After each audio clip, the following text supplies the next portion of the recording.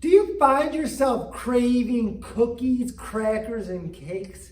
Do you find yourself that once you start eating these things, it's super, super hard to stop?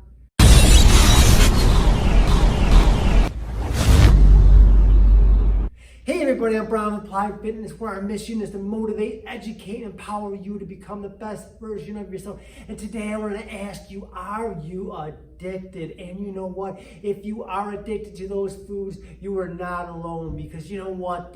There are some people in the food industry whose job is to get us addicted to those foods. And they have such a great way of blending foods high in fat, salt, and sugar that taste oh so good that when we start eating them, it elicits a brain chemistry response. They taste good, it feels good, and it just makes it hard to stop. And next thing you know, you look back and you overate. So if you're trying to lose weight, if you're trying to get fit, if you're trying to lose that fat around the tummy, if you're trying to finally get rid of that belly fat, you have to stop eating those processed foods. So the good way of knowing if it's a processed food or if it's something that's not helping you is, first and foremost, is it low or no nutritional value? If there's no nutritional value, then obviously you know that you can eliminate it from your diet. Second of all, another clear sign is it processed and packaged.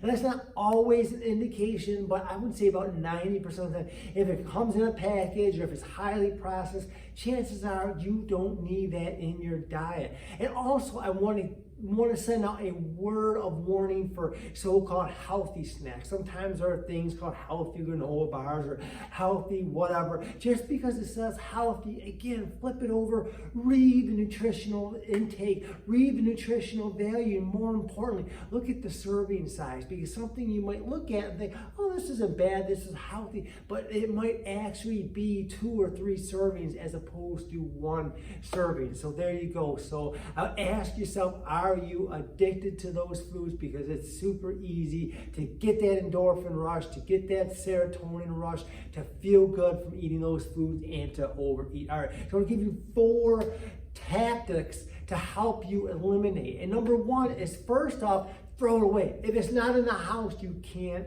eat it. I say it all the time. If it's not in the house, there's no way you can eat it. So if you're trying to lose weight, don't even bring that food into your house. And if you have to, I understand. If you have kids or if you have significant others that like to eat that kind of food, that's totally understandable. But here's a trick. Get it out of mind, out of sight, out of mind. Because if you open your refrigerator and you see those things, or you open your cupboard and they're eye level, you see those crackers or those cakes at eye level, guess what? You're likely to grab those. But if they are like in the top shelf, or if they're at the bottom shelf, or the back of the refrigerator, or better yet, out of the kitchen, so that if you have to deliberetely leave the kitchen and go and get that food, it would be helpful. I'll give you an example in my own life.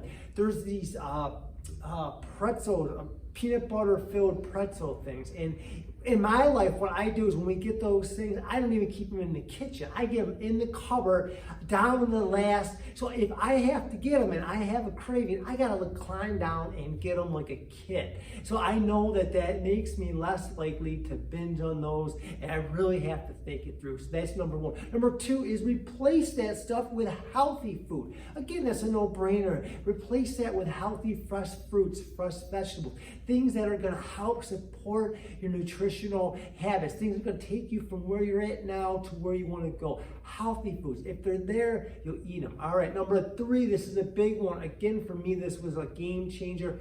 Halt.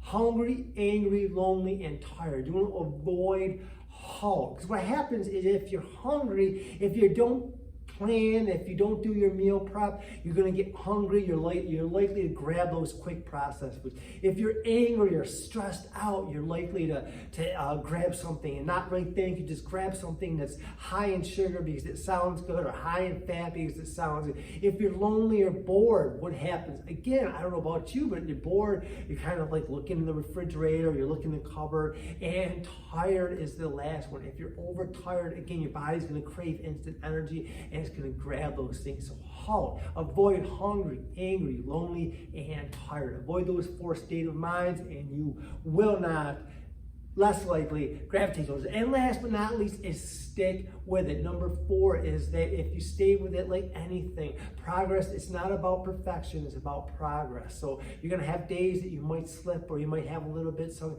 that's okay. Just don't give up. Stick to it and you will see results, and you will lose the weight, drop the fat, lose the inches, and look and feel and be your best. So if you found any value in this, I ask that you hit the subscribe button, like, share, any comments, any questions that you have. We are here to serve, to help you. So just let us know and we will get back to you and help you out. All right, I'm Brian with Applied Fitness.